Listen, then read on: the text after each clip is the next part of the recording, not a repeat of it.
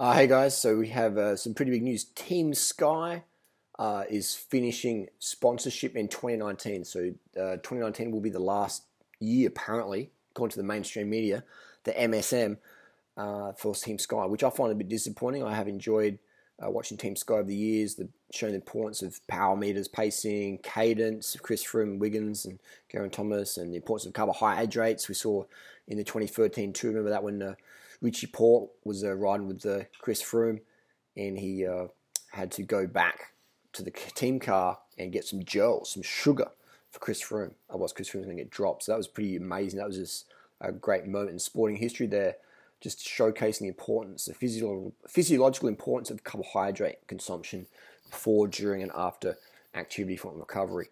So I think that was fantastic. So I'm a big fan of Team Sky. You've seen me do many videos with them. And following his videos about them rather, and been with them a few times and found them all, most of them quite approachable. Geraint Thomas, Froome, Porte, I found those guys quite approachable in Team Sky over the years, so that's been good. I'll be personally a bit disappointed if it does go down. I hope someone picks up the teamwork, the framework there. Some of you may be asking why I'm using these earphones. Off the microphone's just good quality. And so, definitely Team Sky, cadence, power meters, carbohydrate, teamwork, focus. They've done a really good job at that. They've really changed the game. They made my job easier as a cycling coach. Of just going, well, you disagree with cadence, go and watch Team Sky. Disagree with carbohydrate, go and watch Chris Froome sucking back gels when he's got to go and kill people on the bike. So, I should say better words, to kill the watts, the wattage cottage. So I'm definitely a fan there. There's been, people will talk about, Team Sky, asthma puffers, jiffy bags. That's every fucking team, man. Every team in sport. You want to see what goes on in soccer or boxing. You think Mayweather or Pacquiao, you think they're doing it full natty bra? You have to be pretty naive to think they are. So it's all sports at the top. There's pressure to perform. Sponsors want wins. Sponsors don't want controversy. So you got to keep it tight.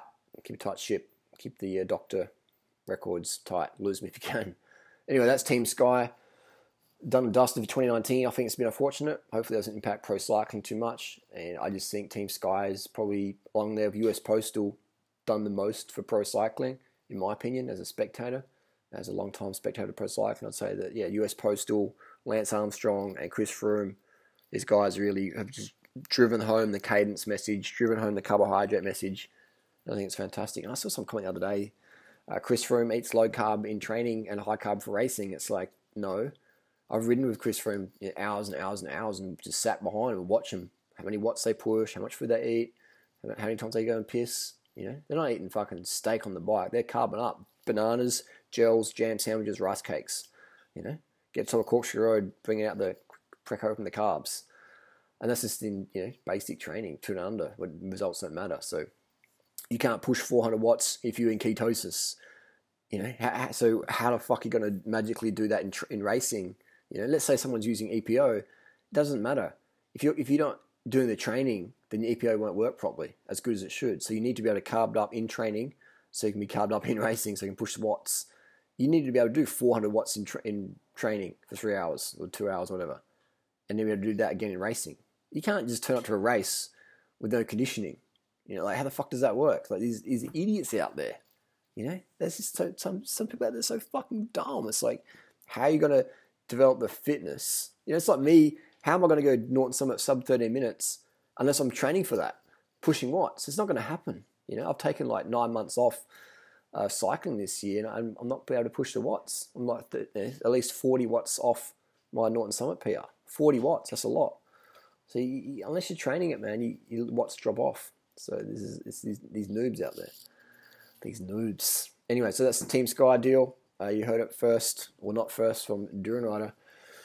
I'm going to go and we've got some fucking funny videos coming up, man. This is why I'm wearing this fucking outfit. We've got some fucking hilarious skits coming up with Hannah and all sorts of shenanigans going on. I've got a new alias character called Hannah, and it's going to be about her adventures in Thailand and Chiang Mai, New Zealand, and stuff like that. So it's going to be quite, just a bit of fun there.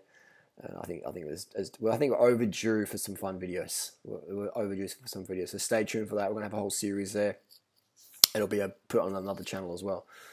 It's going to be quite hilarious. Anyway, signing off here in Adelaide, Australia. Team Sky, for me, I'm a big fan of Team Sky. I love their work ethic and the way they've ran things. You know, they have their critics just like I do too. They have just played by the same rules all the other teams have, and they've just come out and dominated just because they've really focused on the carbs, the cadence, the power meter pacing. They haven't gone the old school, the Italian way or the French way. They're like, no, fuck it, carbs, cadence, power, teamwork, fucking on the front, drive at home.